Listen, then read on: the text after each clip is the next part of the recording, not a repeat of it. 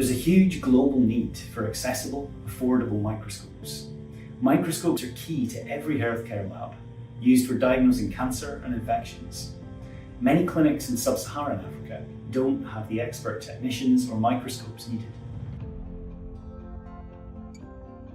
We present 3D printed, low-cost OpenFlexure Microscope.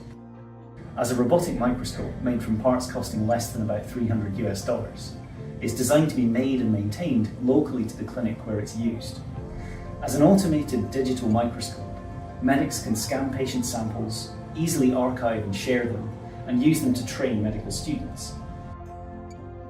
We reckon there are thousands of these that have been independently replicated all over the world, and we've seen OpenFlexure microscopes in 50 countries and every continent. But a big challenge is, how do we make sure that microscopes that are being built to a design that we're confident in are operating as expected? Part of that is building in a lot of self-tests, but it would be great to have the ability to track the assembly of each microscope, for someone to be able to declare, yes, I did follow these steps in the right order, and here is some evidence to prove it. The pro2 project will help us implement features to collect this data and integrate them with our instructions, which are managed using the open source project Git building. We'll then test these out, co-develop them with one of the first manufacturers of the OpenFlexure microscope, IO Rodeo, based in the US. And testing them out with a manufacturer who's producing them on a bigger scale than individual hobbyists, I think will really let us blaze the trail for open hardware that can be made in a distributed manner, but